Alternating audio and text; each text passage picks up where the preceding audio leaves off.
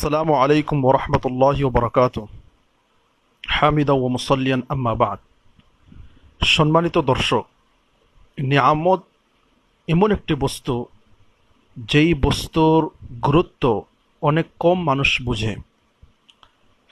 কারণ একজন ব্যক্তির কাছে যখন নিয়ামত থাকে, বা আপনার কাছে আমার কাছে যখন নিয়ামত আসে, তখন আমরা নিয়ামতের যে কি গুরুত্ব, নিয়ামতের যে কি আহমিয়ত, সেটা আমরা জানতে পারি না। তাহলে আমরা নিয়ামতের গুরুত্বটা কখন বুঝতে পারি? যখন সেই নিয়ামতটি আমাদের হাত থেকে চলে যায়, তখন আমরা সেই নিয়ামতের গুরুত্বটি বুঝতে পারি। এবং নিয়ামত সম্পর্কে আমাদেরকে আরো একটি কথা মনে রাখতে হবে, যে নিয়ামত পাওয়ার পরে আপনি যদি সেই নিয়ামতের উপর ঘামান্ড করেন, তাকাব্বুর করেন, অহংকার করেন, তাহলে আপনার সেই নিয়ামত আপনার হাতে আর বেশি দিন থাকবে না, চলে যাবে। বরং নিয়ামত পাওয়ার পরে কি করতে হবে? নিয়ামত পাওয়ার পরে সেই নিয়ামতের শুকরিয়া আদায় করতে হবে। এবং শুকরিয়া আদায় করলে কি হবে? যে নিয়ামত আল্লাহ রাব্বুল আলামিন আমাদেরকে আপনাকে দিয়েছে, সেই নিয়ামতের উপর আমি আপনি যদি শুকরিয়া আদায় করি, তাহলে সেই নিয়ামতটি থাকবে এবং আল্লাহ রাব্বুল আলামিন আরো অনেক বৃদ্ধি করে দিবেন। যেমনভাবে আল্লাহ রাব্বুল আলামিন কোরআনের ভিতরে স্পষ্টভাবে বলেছেন, লা ইন শাকারতুম লা আযীদান্নাকুম ওয়া লা ইন কাফারতুম ইন্না আযাবি লাশাদীদ।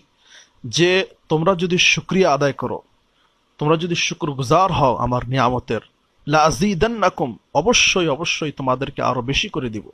তো এই আয়াত থেকে স্পষ্টভাবে প্রমাণিত হয় যে নিয়ামত পাওয়ার পরে আমার আপনার অন্তর ভিতরে যদি যেন অহংকার না আসে, বরং নিয়ামত পাওয়ার পরে আমার আপনার অন্তর যেন আরো বেশি নরম হয়, আরো বেশি বেশি করে যেন আমরা আল্লাহ রাব্বুল আলামিনকে স্মরণ করতে পারি। এবার নিয়ামত কি কি? আমাদের শরীরের ভিতরে বেশি দূরে যাওয়ার দরকার নেই। আপনি একজন মানুষ তার শরীরের ভিতরে যদি সে চিন্তা ভাবনা করে, গৌর ফিকর করে, তাহলে দেখতে পারবে যে তার শরীরের ভিতরে আল্লাহ রাব্বুল আলামিন কত দামি দামি নিয়ামত রেখেছে। চক্ষু একটি নিয়ামত, মুখ একটি নিয়ামত, এই জিহ্বা একটি নিয়ামত, কান একটি নিয়ামত, হাত একটি নিয়ামত, অনেক ধরনের নিয়ামত রয়েছে। মানুষ যদি চিন্তা ভাবনা করে, তাহলে আল্লাহ রাব্বুল আলামিনের সাথে তার সম্পর্ক আরো অনেক বেশি হয়ে যাবে।